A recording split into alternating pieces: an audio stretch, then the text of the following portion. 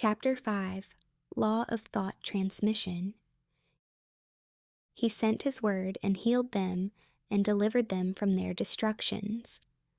He transmitted the consciousness of health and awoke its vibratory correlate in the one toward whom it was directed. He mentally represented the subject to himself in a state of health and imagined he heard the subject confirm it. For no word of God shall be void of power. Therefore, hold fast the pattern of healthful words which thou hast heard. To pray successfully, you must have clearly defined objectives. You must know what you want before you can ask for it.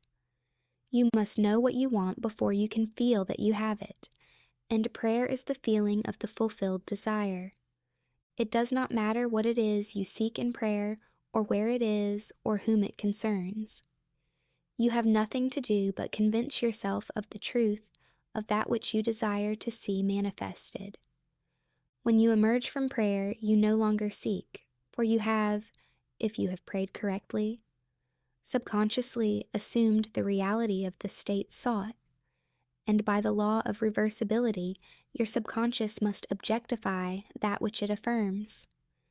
You must have a conductor to transmit a force. You may employ a wire, a jet of water, a current of air, a ray of light, or any intermediary whatsoever. The principle of the photophone, or the transmission of the voice by light, will help you to understand thought transmission, or the sending of a word to heal another. There is a strong analogy between a spoken voice and a mental voice. To think is to speak low, to speak is to think aloud. The principle of the photophone is this: a ray of light is reflected by a mirror and projected to a receiver at a distant point. The back of the mirror is a mouthpiece. By speaking into the mouthpiece, you cause the mirror to vibrate.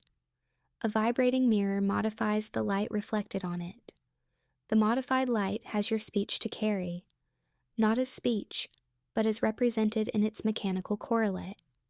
It reaches the distant station and impinges on a disc within the receiver.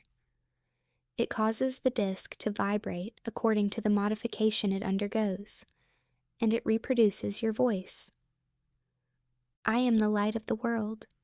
I am the knowledge that I exist, is a light by means of which what passes in my mind is rendered visible. Memory, or my ability to mentally see what is objectively present, proves that my mind is a mirror, so sensitive a mirror that it can reflect a thought.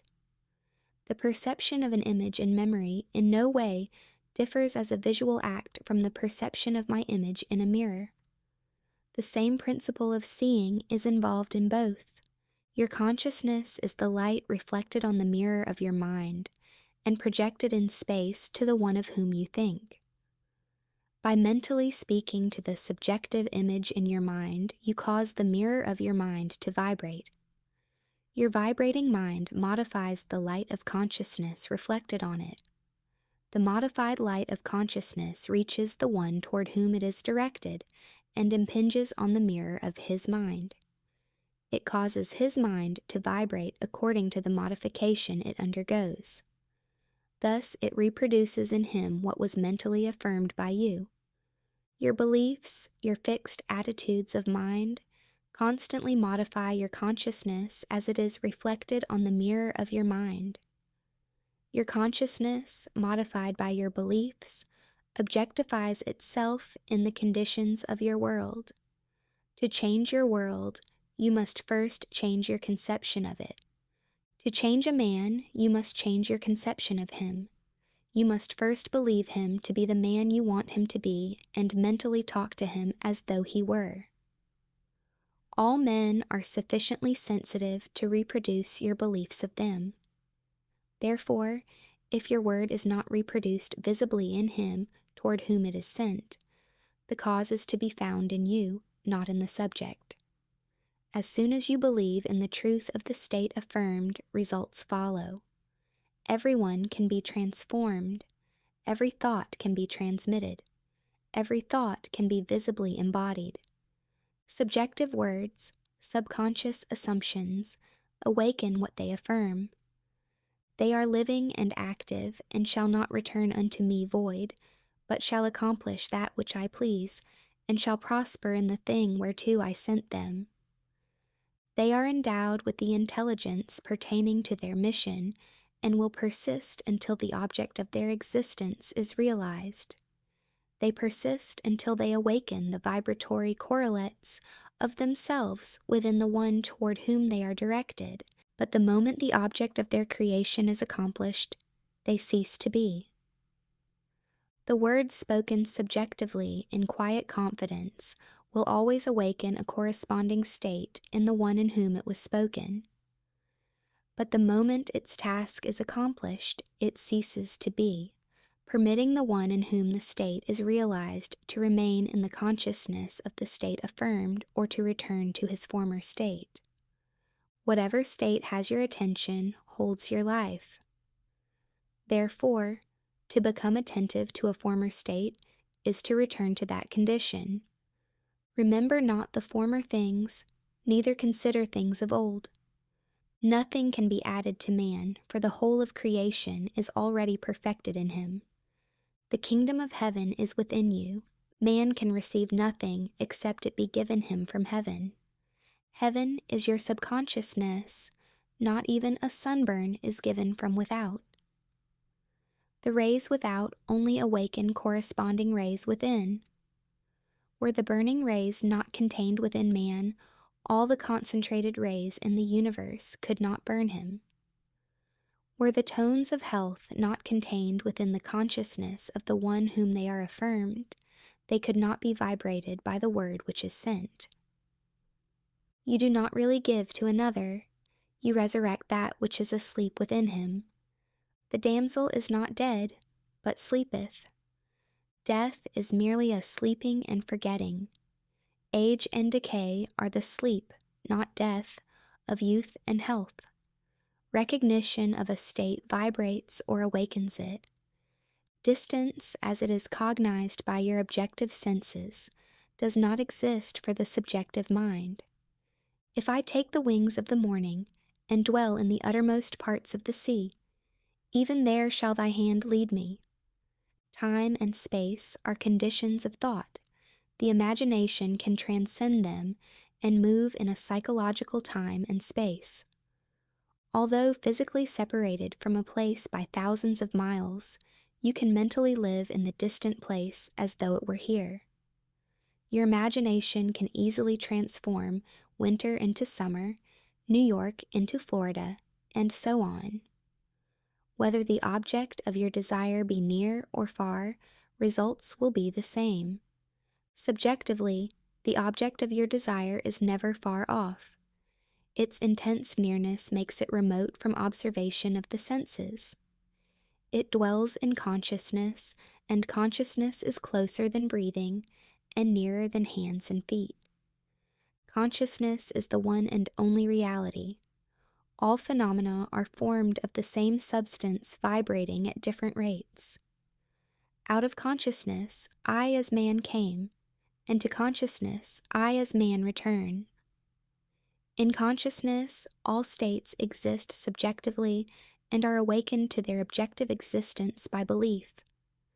The only thing that prevents us from making a successful, subjective impression on one at a great distance or transforming there into here is our habit of regarding space as an obstacle.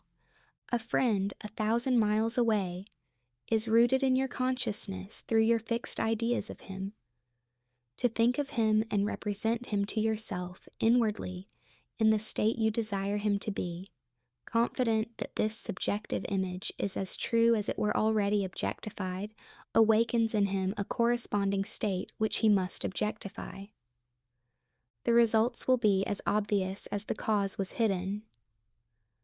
The subject will express the awakened state within him and remain unaware of the true cause of his action. Your illusion of free will is but ignorance of the causes which make you act. Prayers depend upon your attitude of mind for their success, and not upon the attitude of the subject. The subject has no power to resist your controlled subjective ideas of him unless the state affirmed by you to be true of him is a state he is incapable of wishing as true of another. In that case, it returns to you, the sender, and will realize itself in you. Provided the idea is acceptable, success depends entirely on the operator, not upon the subject, who, like compass needles on their pivots, are quite indifferent as to what direction you choose to give them. If your fixed idea is not subjectively accepted by the one toward whom it is directed, it rebounds to you from whom it came. Who is he that will harm you, if ye be followers of that which is good? I have been young, and now am old, yet have I not seen the righteous forsaken, nor his seed begging bread. There shall no evil happen to the just. Nothing befalls us that is not of the nature of ourselves. A person who directs a malicious thought to another will be injured by its rebound if he fails to get subconscious acceptance of the other. As ye sow, so shall ye reap. Furthermore, what you can wish and believe of another can be wished and believed of you, and you have no power to reject it if the one who desires it for you accepts it as true of you. The only power to reject a subjective word is to be incapable of wishing a similar state of another. To give presupposes the ability to receive. The possibility to impress an idea upon another mind presupposes the ability of that mind to receive that impression. Fools exploit the world, the wise transfigure it. It is the highest wisdom to know that in the living universe there is no destiny other than that created out of imagination of man. There is no influence outside of the mind of man. Whatsoever things are lovely, whatsoever are of good report. If there be any virtue, and if there be any praise, think on these things. Never accept as true of others what you would not want to be true of you. To awaken a state within another, it must first be awake within you. The state you would transmit to another can only be transmitted if it is believed by you. Therefore, to give is to receive. You cannot give what you do not have, and you have only what you believe. So to believe a state as true of another not only awakens that state within the other, but it makes it alive within you. You are what you believe. Give, and ye shall receive, full measure, pressed down and running over. Giving is simply believing, for what you truly believe of others, you will awaken within them. The vibratory state transmitted by your belief persists until it awakens its corresponding vibration in him of whom it is believed. But before it can be transmitted, it must first be awake within the transmitter. Whatever is awake within your consciousness, you are. Whether the belief pertains to self or another does not matter, for the believer is defined by the sum total of his beliefs or subconscious assumptions. As a man thinketh in his heart, in the deep subconscious of himself, so is he. Disregard appearances and subjectively affirm as true that which you wish to be true. This awakens in you the tone of the state affirmed, which in turn realizes itself in you and in the one of whom it is affirmed. Give, and ye shall receive. Beliefs invariably awaken what they affirm. The world is a mirror wherein everyone sees himself reflected. The objective world reflects the beliefs of the subjective mind. Some people are self-impressed best by visual images, others by mental sounds, and still others by mental actions. The form of mental activity which allows the whole power of your attention to be focused in one chosen direction is the one to cultivate until you can bring all to play on your objective at the same time.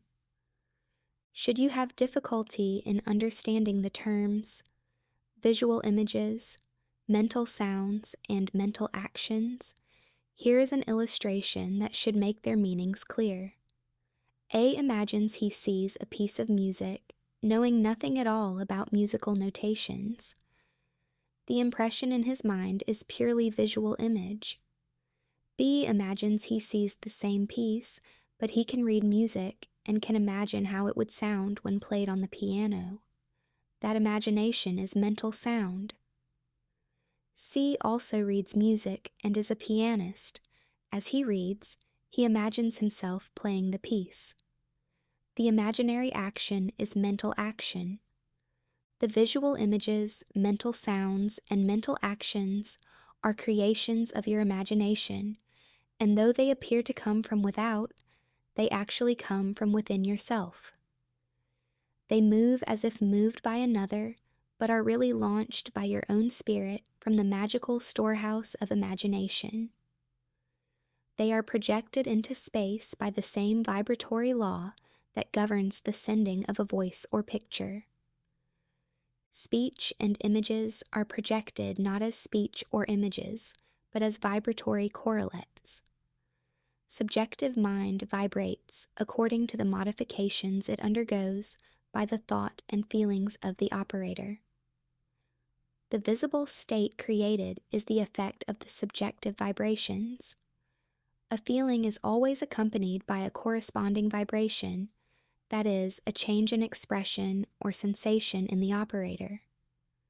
There is no thought or feeling without expression. No matter how emotionless you appear to be, if you reflect with any degree of intensity, there is always an execution of slight muscular movements. The eye, though shut, follows the movements of the imaginary objects, and the pupil is dilated or contracted according to the brightness or the remoteness of those objects. Respiration is accelerated or slowed, according to the course of your thoughts. The muscles contract correspondingly to your mental movements. This change of vibration persists until it awakens a corresponding vibration in the subject, which vibration then expresses itself in a physical fact. And the Word was made flesh. Energy, as you see in the case of radio, is transmitted and received in a field, a place where changes in space occur. The field and energy are one and inseparable. The field or subject becomes the embodiment of the word or energy received. The thinker and the thought, the operator and the subject, the energy and the field are one. Were you still enough to hear the sound of your beliefs, you would know what is meant by the music of the spheres. The mental sound you hear in prayer as coming from without is really produced by yourself. Self-observation will reveal this fact.